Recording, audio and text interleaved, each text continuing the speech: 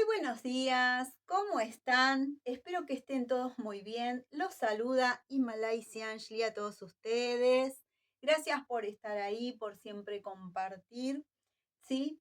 Hoy vamos a hacer como la parte paralela respecto a lo que fue cómo empecé a tomar la decisión de poder hacer un desarrollo personal.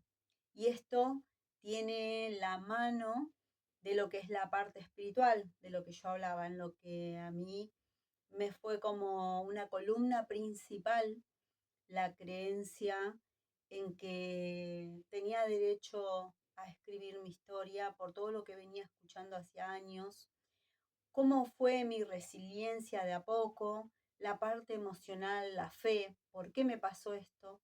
También voy a tocar un poquito mi identidad y cómo es esta vida impuesta que hoy sigo llevando, ¿sí?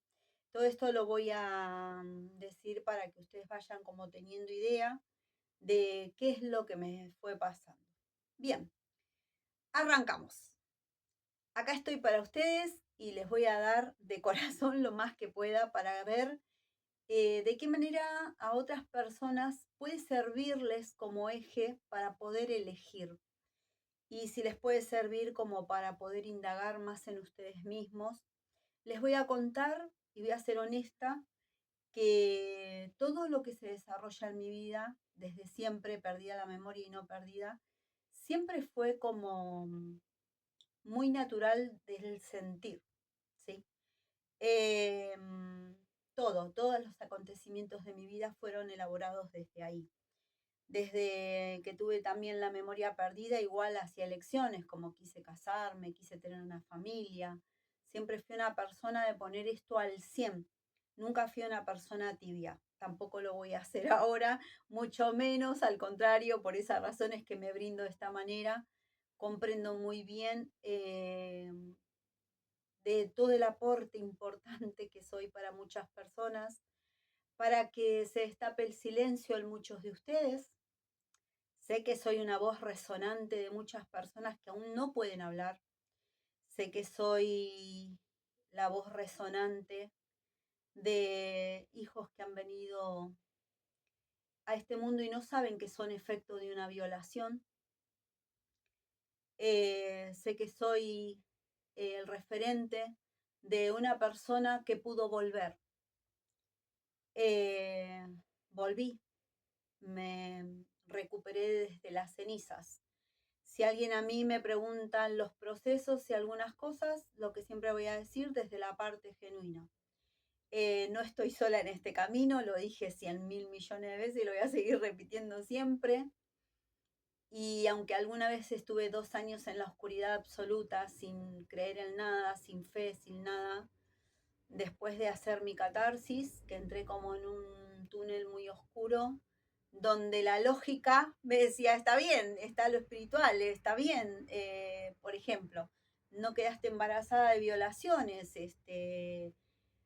no tenés tu propia identidad, todo eso, pero dentro de todo había una lógica, ¿no? Que ¿por qué me tenía que pasar a mí? ¿Para qué? Bueno, hoy ese para qué está acá, en este canal, es para ustedes. Siempre cuando hice mi libro y todo este camino que recorrió hasta este entonces, hasta hoy mi libro, no entendía yo muy bien para qué, cuál era el detrás de ese libro. Hoy lo entiendo porque está mi canal, porque estoy sana completamente, porque sé que soy un aporte, sé que soy un referente para que muchos especialistas de la salud mental, desde la parte judicial, desde la parte estatal, desde la parte en la que formamos la humanidad, se puede aportar un montón. Mi historia es para eso, no es para otra cosa, porque lo voy a decir bien claro y esto lo voy a dejar bien claro. Dos cosas súper importantes, además de esta raíz.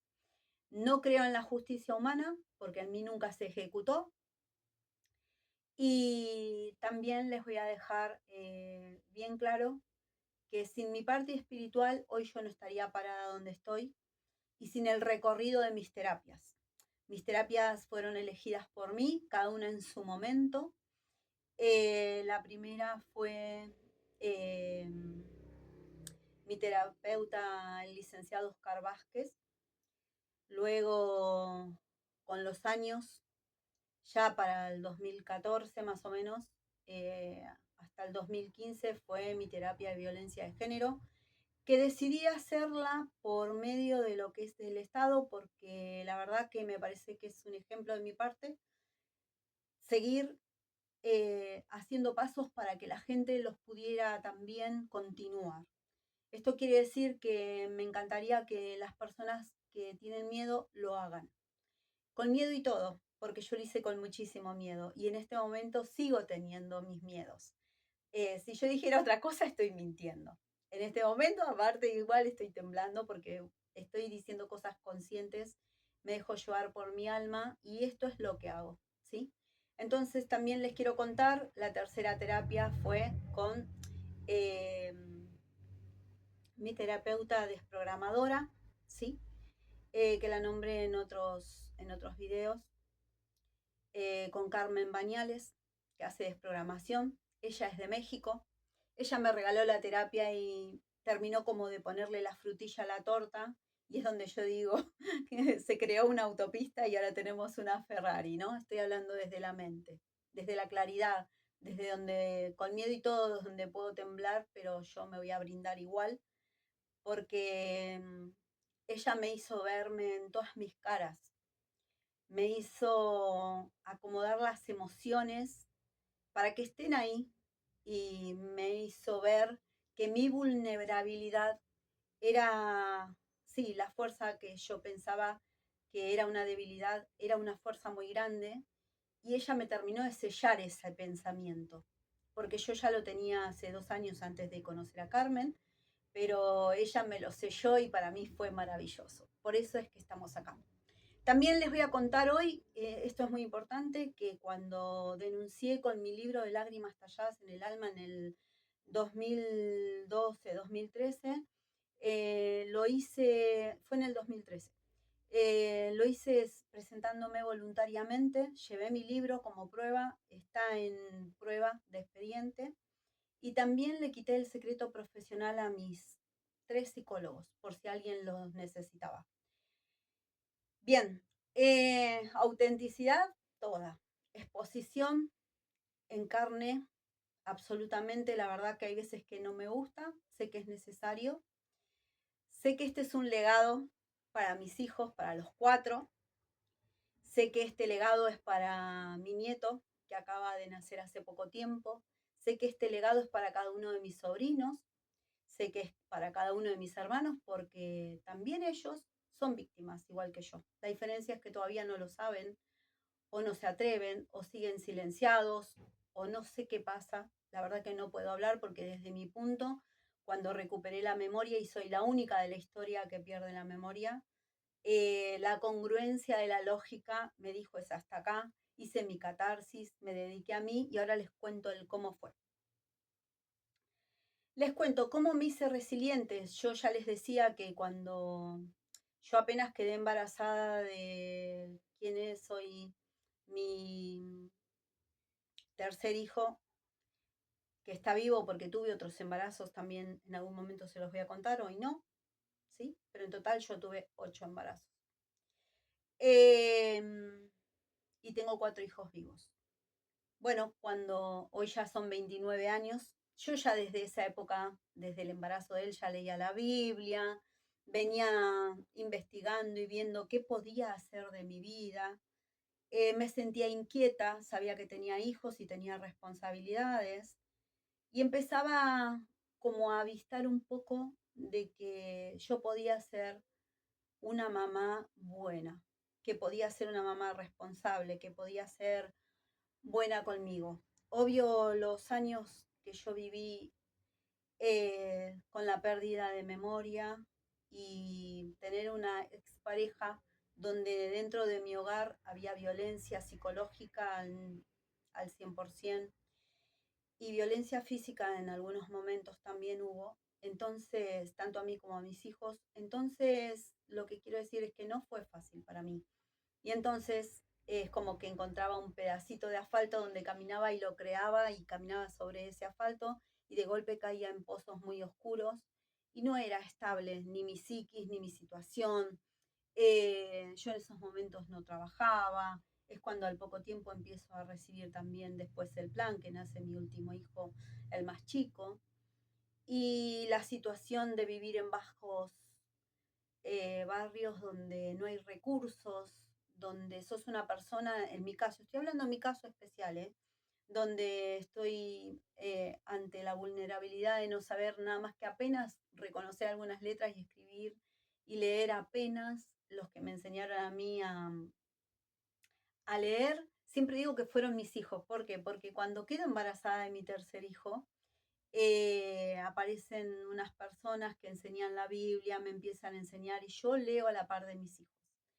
Eh, con ellos es que aprendí eso, a leer más de corrido. Después, en los años que empiezan a ir al colegio, fue más fácil para mí, porque yo leía libros con ellos, leía cosas de contexto del colegio, los ayudé a crecer cuando ellos me ayudaban a mí, y ellos ni se daban cuenta, ¿sí? Hoy lo saben bien plenamente y cuando empecé a escribir mi libro también ahí lo blanqueé con ellos. Ellos eran quienes me traían información de afuera, noticias, esto de la identidad, de no la identidad, de cuando me viene la memoria y veo que mi segundo hijo tiene el apellido de mi DNI. Bueno, un montón de cosas. Quien me ayudó más fueron los dos mayores, ¿sí? Porque en ese entonces hablamos de que uno tenía 13 y el otro 15. Estaba cumpliendo sus 15 años. Bien, ¿qué me pasó a mí cuando empiezo a ser resiliente? Las dos cosas a la par, ¿sí? Tenía una vida de violencia de género en el matrimonio, tenía a mis hijos ahí aplaudiéndome en la cara, diciéndome, somos la vida, estamos acá, hola mamá, hola. Y mis recuerdos empezaban a atraparme, empecé a tener comportamientos como si fuera una adolescente, una nena, no sabía resolver cosas. Desde luego por el maltrato dentro de mi pareja ya era ese más o menos mi comportamiento, todo me costaba muchísimo resolverlo, dudaba todo el tiempo de mí, era un desastre. Eh, las veces que pensé irme a la calle, he salido sola a recorrer lugares y les dije a mis hijos que iba a buscar trabajo, mentira. Iba a recorrer zonas para ver dónde escaparme y llevarme a mis hijos después, volver. Y cuando volvía me volvía cobarde y me quedaba de nuevo. Entonces, eh, a la par que vino la etapa en la que escribí y que esta persona empieza a bajar las aguas, los decibeles bajaron un montón. Escribí tranquila, trabajaba ya en ese entonces 7 horas por día.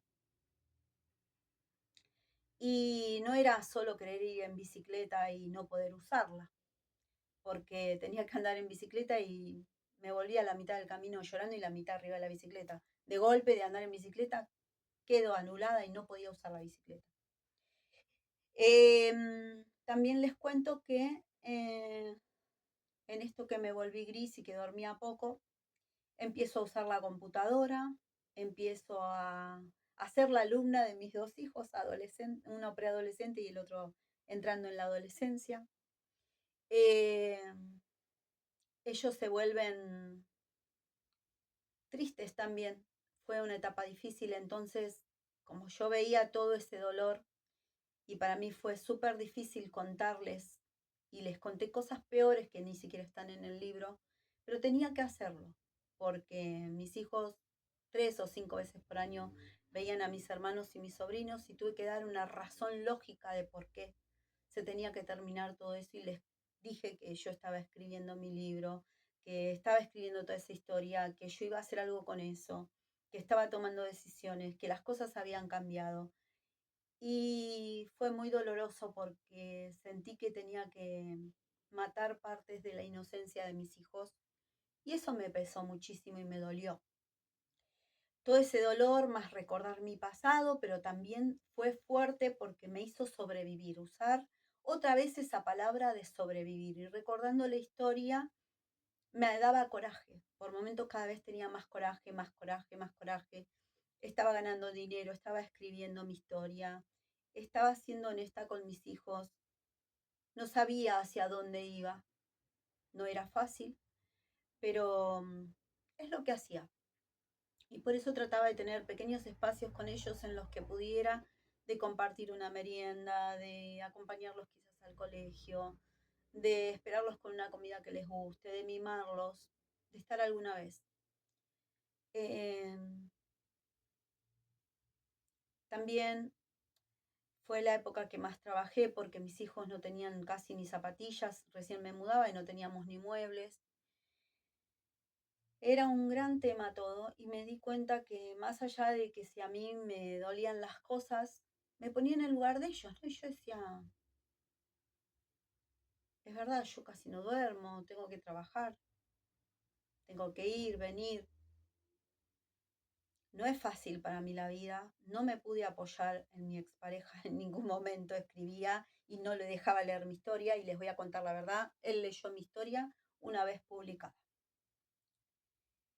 y ya separados.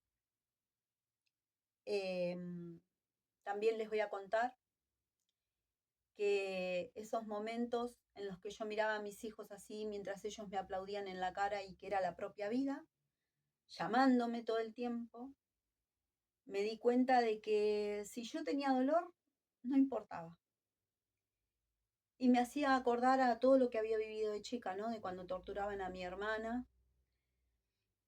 Y acá voy a contar un pedacito de eso.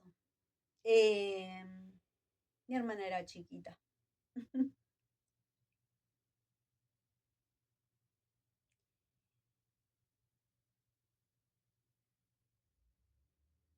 Y la que funcionaba de mamá, cuando yo tenía 14 años y yo ya trabajaba de niñera por el barrio, la castigaba y le hacía torturas todo el tiempo.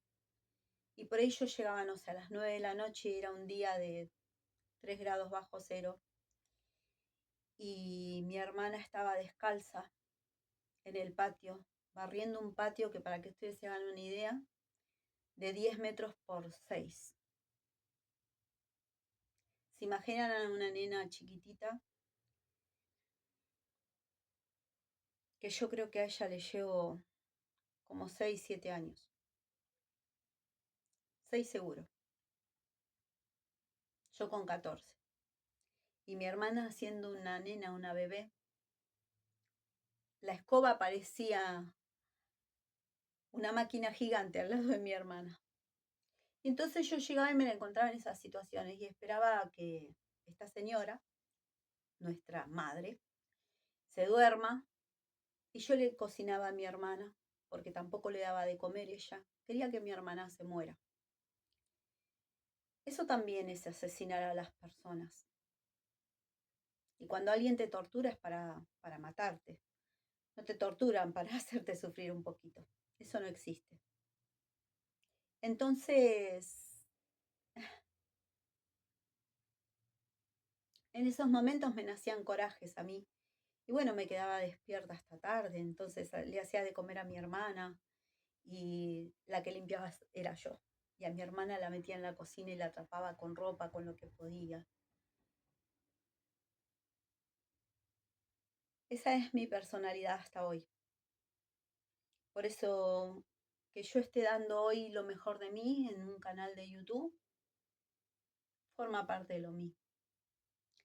Que yo viera que tenía que ser resiliente, obvio, les voy a decir la verdad, en esos momentos en los que empecé a recuperar la memoria, que trabajaba tanto, que sostenía a mis hijos emocionalmente, que me daba cuenta del dolor de mis hijos, de los cortes, de que se quedaron sin nadie, sin nada, igual que yo, les enseñé a ser amigos. Y siempre, siempre igual les había dicho que la segunda familia son los amigos o la gente que uno elige y ama. Entonces, seguí regando eso, seguí saliendo adelante con ellos y ahí es donde también saqué coraje y recordando mi memoria unía a eso que estaba viviendo y yo decía, claro, es lo mismo, me están haciendo coraje. Y ya no importa si yo sufro, si no sufro, sí importa que me empiece a cuidar, no sabía cómo hacerlo. Entonces, lo único que hacía era rezar mucho también y le decía, decía, Dios, si vos existís, cuida mi mente. Cuida mi mente, lo único que te pido, porque me diste 4 hijos. O sea, no tengo derecho a nada. Me ataste la vida de nuevo para que yo siga viva a esta vida. Ahora que recuperé la memoria, acá hay 4 vidas que dependen de mí. ¿Cómo hacemos? Y la única ayuda que yo tenía era rezar. Cuando entré en terapia empecé a usar la lógica muchísimo más y dejé de creer en Dios. 2 años oscuros caminé. Dejé de creer en mí en realidad. Porque cuando uno dice creo en Dios, creo en el universo, creo en esto, estás creyendo en vos. Estás creyendo en vos. Es eso. Y cuando me di cuenta que eso me pasó, un día dije después de 2 años, no doy más. No doy más, no puedo caminar en esta oscuridad, no me puedo sentir tan sola, no puede ser que me haya pasado todo lo que me pasó, ¿para qué me tenés viva? Y empecé a hablar de nuevo con Dios y eso es orar para mí, hablar con Dios, como con cualquier persona y sobre todo con quien más tenemos confianza. Para mí Él es como una representación de seguridad de todo el tiempo, 24 horas. No solo mía, sino de las personas que amo y estoy tranquila.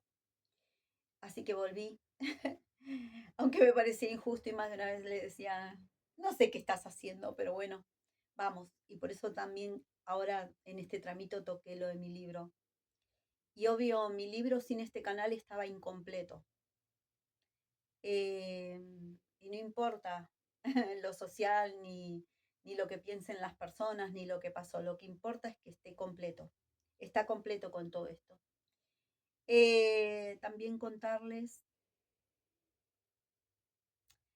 que la fuerza para ser resiliente fueron mis hijos. Es eso, esa es la resiliencia. Empecé a buscar atarme a las cosas de la vida, a poder jugar con ellos, a mirar una planta.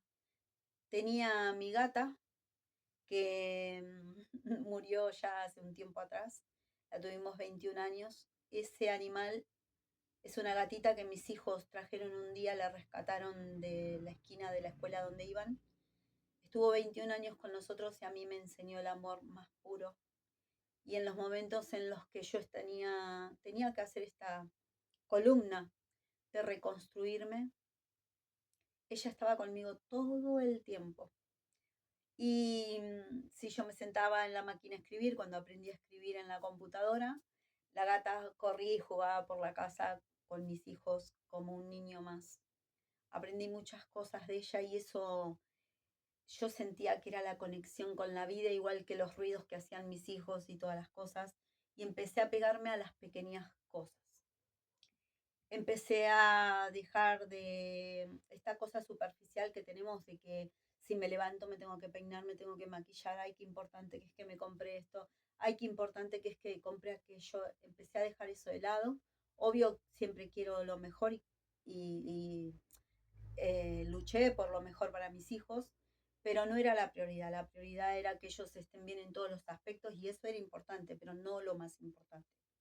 Y para mí la vida pasa por ahí, por las pequeñas cosas. Eh, y agradecí mucho en esos momentos porque me daba cuenta que yo no me podía apoyar en esa pareja que tenía en ese momento. Me agradecí un montón porque eso me dio la soledad para escribir y hacer lo que yo quisiera sin mostrar, sin dar explicaciones, ir al psicólogo sin dar explicaciones, aunque me perseguía y me iba a buscar incluso a 2 cuadras de la puerta del psicólogo. Más de una vez me lo encontré de casualidad. Y contarles que a pesar de todo eso, que era liviano, yo sabía que eso estaba ahí. Y yo decía que bueno, algún día voy a salir. No sabía cuándo.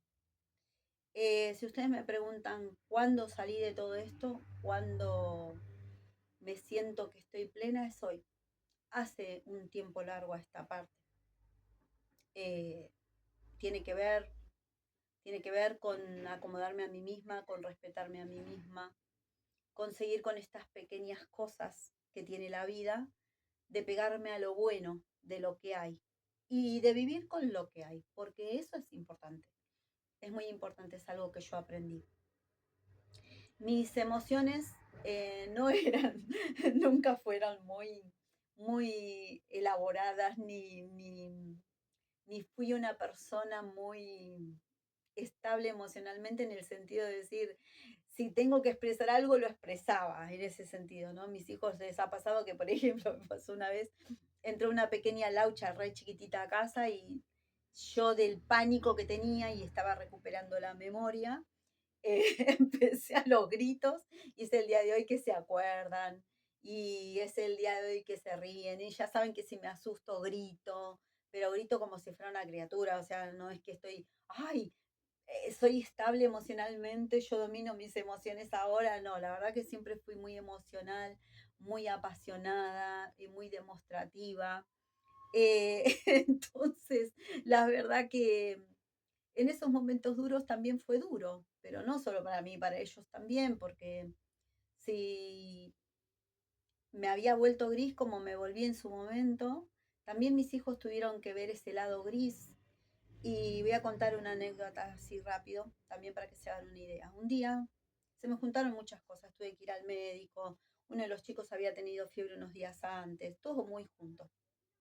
Y trabajaba 7 horas y estaba escribiendo mi libro. Y el médico era para mí. Entonces fui al médico y cuando vine, ellos habían dejado un desastre de platos. Y yo lo que le decía, por lo menos laven los platos. O sea, no quieran tender sus camas, no las tiendan. Mientras había limpieza, igual se cambiaban sábanas y qué sé yo. Pero no querían extender la cama, no la extiendan. Pero no me dejen 20 millones de platos que yo llego y no sé si ni voy a comer y después me tengo que ir a trabajar. Y me paré frente a la pila de platos y les dije, no me lavaron los platos. Y me puse a llorar. O sea, realmente yo toqué fondo en serio. Mis hijos pasaron muchas cosas. Yo pasé momentos muy oscuros en lo emocional, en la inestabilidad emocional. ¿Y cómo lo construí? El reconciliarme conmigo misma, ser resiliente y poder salir.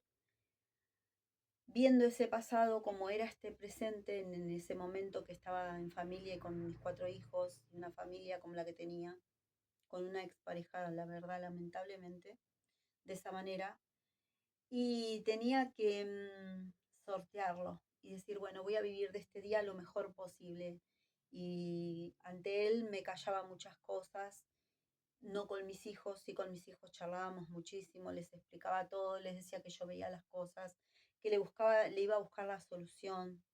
Empecé a soñar algunas cosas chiquititas, pero empecé a proyectarme en la vida de qué cosas podíamos hacer, cómo nos podíamos ir. Eh, y a mi segundo hijo, como tenía 13 años, y yo tenía mucho miedo de mi expareja porque él trabajaba a la vuelta de donde yo alquilaba, a mi segundo hijo, como él tenía un carácter ya que era muy hiperactivo por toda la situación que vivíamos, yo dije, tengo que buscar un lugar, y aparte de lo mal que yo estaba en esos entonces, pensé para mí, tengo que buscar un lugar donde haya hombres, donde mi hijo encuentre referencias sanas de un varón, donde él pueda estar horas y yo esté tranquila y él no esté en la calle. No podía escolarizarlo en un lugar de 4 horas. Entonces a mi segundo hijo con ese carácter y teniendo mucho miedo, fue acertado que lo anoté en una secundaria de electromecánica por cerca de Morón. Entonces, eh, todo eso era salvarlos y salvarme. Y fui como haciendo pequeñas estrategias en la medida de que a veces podía pensar para que todos estemos mejor. Y siempre proyectando escaparme. Y yo decía, ¿cómo se parece mi pasado a mi presente? También había una realidad que no había nadie alrededor mío. Yo ya no tenía hermanos, no confiaba en nadie, ya desde antes y ahora recuperando la memoria menos. Así que por eso también es que me volqué a la fe directamente. Ahí también fue que descubrí el tema de recuperando la memoria de que mi hijo tenía el apellido en el DNI que no tenía que tener, de cuando yo fui reconocida 10 años más tarde por la persona que me ultrajó de niña, más otras personas que lo hicieron, ¿no? Y entonces también empecé a mover el juzgado, empecé a mover cosas, empecé a moverme, a ser independiente, a querer hacer más cosas. Y entonces en ese combo de cosas va pasando el tiempo, y cuando va pasando el tiempo, justamente que vuelvo a la fe y a todo ese tipo de cosas, es cuando dije un día, listo, estoy cansada de que cada vez que había una diferencia con mi expareja, o cada vez que aparecía alguno de mis hermanos hasta la puerta de donde yo vivía y le decía, por favor, a partir de ahora no vengas nunca más. ¿Por qué? No importa, no te quiero decir por qué, no vengas nunca más. Acá no tenés sobrinos, acá no tenés más familia, yo no soy nada de ustedes, no quiero verlos nunca más. A muchos los saqué así desde la misma vereda, eh, descubriendo de que muchos sabían que yo había perdido la memoria y nadie sabía que yo estaba haciendo mi catarsis. Y en ese trajín, que todo eso pasaba, obviamente mis hermanos me decían, vos estás loca, a vos te falla la cabeza, vos estás muy mal, estás re enferma. Algo que igual lo decían siempre que me visitaban, o que me veían, mira, estás loca. A mis hijos le han dicho, tu mamá es loca, pobrecita, tu mamá está enferma. Y no solamente mis hermanos, el papá de mis hijos con la persona que yo estaba, que pasé 18 años también, ¿sí? Entonces, todo el tiempo me desestimaban así, y yo cuando terminé de escribir todo y veí toda la lucha que yo estaba haciendo y vi todo lo que dependía de mí económicamente, dije, pero la conferencia tan loca estoy. O sea, listo, si yo estoy loca y están en el medio mis hijos y me está pasando todo esto, urgente voy a buscarme un psicólogo. Ahí es cuando entro en terapia y conozco a mi psicólogo Oscar Vázquez.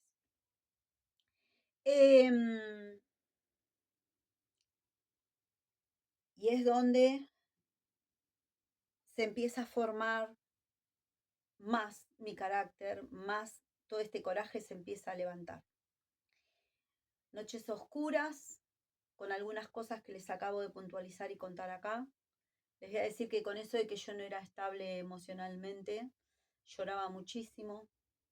Cualquier cosita que incluso el papá de mis hijos me decía me hacía llorar, me hacía sentir mal. Empecé a sentir todos los rechazos, todos los dolores. Era el doble dolor, el dolor del recuerdo y el dolor de la impotencia de no poder ser contenida, de saber que estaban ahí mis hijos y dependían de mí, así toda rota y atravesada como estaba. Ellos dependían de mí. Eso es lo que más difícil fue para mí de recuperar la memoria. Saber que ellos estaban ahí y que no los podía salvar. Y que el 90% de mi tiempo estaba destruida, quebrada, atravesada, rota. Y mis alivios venían de escribir. Por eso digo que cuando yo escribía, me sacaba adoquines. Y eso también me dejaba ver adelante mío lo que estaba en ese presente. Y así fue que empecé a salir de todas las cosas.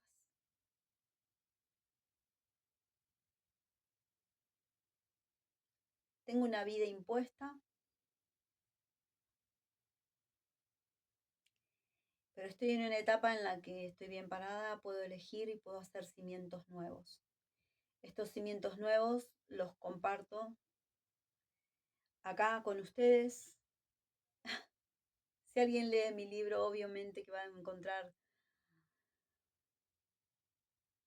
muy en paralelo cosas con la guerra o los campos de Auschwitz,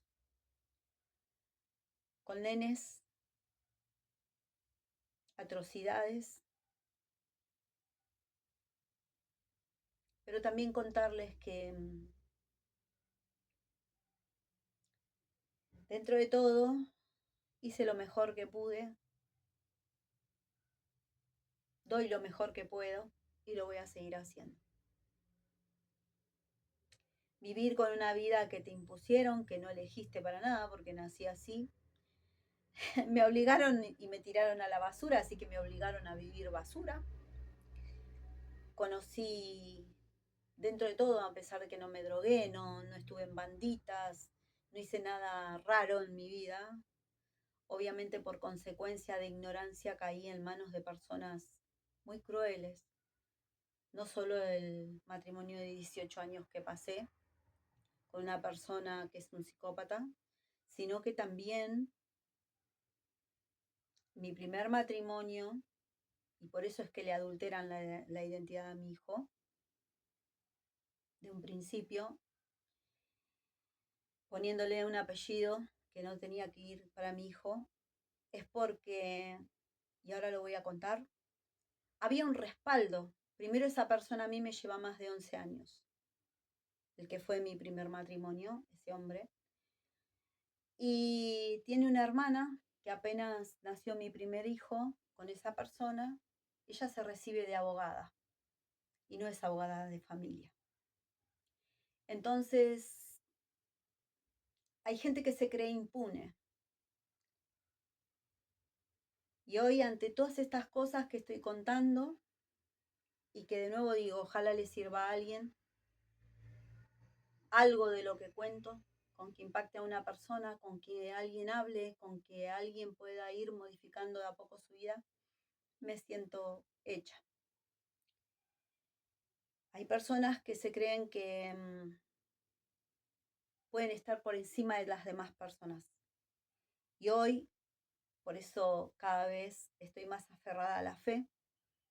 Mi hijo tiene su DNI con su nombre como corresponde y apellido como corresponde, porque es lo que le corresponde.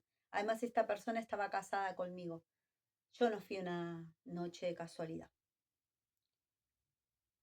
Sí por ignorante, sí por estar sola, por no tener sostén, por no tener familia. Caí en garras de estas personas y en consecuencia mi hijo sufre todo este desmadre. Entonces ahora lo único que voy a decir, que amo eso, decirlo, sobre la verdad no hay nada. Cuando la verdad se planta, no hay nada. Y como lo dije en algún video, y hoy lo voy a volver a decir, si alguien me quiere pedir papeles, estoy acá. Es fácil de encontrarme. Vamos a seguir hablando de todas estas cosas. Y algo que quiero dejar también en este video y con el que voy a comenzar el que venga. Yo soy Malaysia y estuve perdida.